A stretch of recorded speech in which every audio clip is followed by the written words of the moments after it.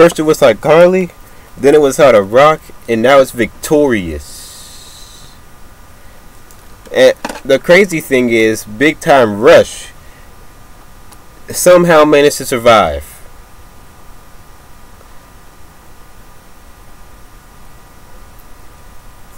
I have no idea how or why, but Big Time Rush somehow managed to survive. I guess there's a bunch of fangirls out there or something.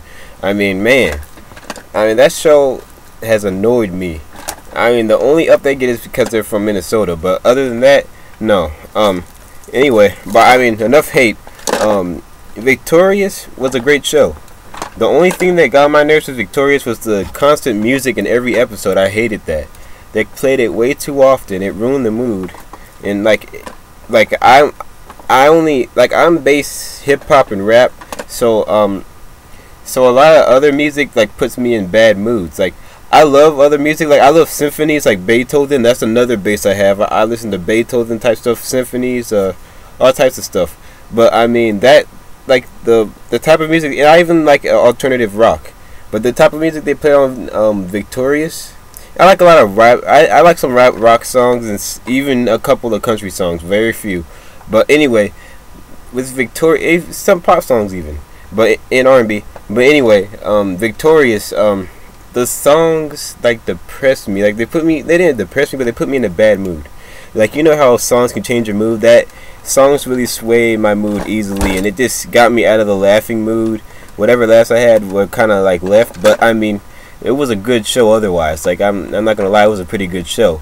I didn't necessarily like their new fast pace, extremely random type repetitive humor that they have in other shows like iCarly. Also, I think they started that was the foundation of Nick's version of that, iCarly, the actual web show, not the actual comedy outside the web show. It didn't start out as much as the web show was, but now it's more so both. But anyway, but this comedy was still really good in other parts, just the regular. It was a pretty funny show. Some of the characters were hilarious, Robbie and his puppet, man. Those two characters were two of my favorites. But the cool guy, he was the guy you always forgot about. He doesn't have too many lines at all. It's great. It was a great show. It really was. But it was one of those shows that I swayed in and out of. I stuck with iCarly for in the latest episodes. I didn't catch all the latest episodes, but that was a show that I actually stuck with. But Victorious, on the other hand, was an on and off type of thing. If it was on and nothing else was on, and I just happened to be too lazy to change the channel to anything else or find anything else, or I just can't reach the remote, I'll end up watching it. Or if I'm just multitasking, I'll end up watching it. And when I watch it, and I get into it, I can watch it for a few episodes, but I'm not sure what it is. It could be the music that gets me out of it, and then the show itself that gets me back into it. I don't know. But when it ended, I didn't even realize it, because so much was going on this year that I didn't even know that iCarly ended. So recently, back in December. In How to Rock, I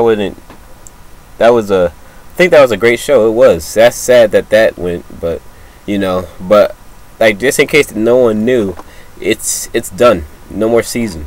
That's the last season. That's the final season. I don't know how the finale went. I think I do remember it somewhat ending. Some sort of speculation on it, but I guess it didn't impact me that much to where it was engraved in my mind or anything. It just floats around. But yeah, it's a little sudden, I feel.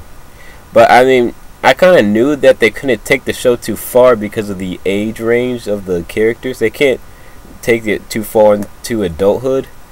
And that's so Raven. I can't remember how old she was playing that character, but they took her pretty far. Well, it was sad when it ended. That's all I'm gonna say. It was pretty sad. In Corner of the House, that was it was uplifting to see that there was a spinoff, to such a legendary show.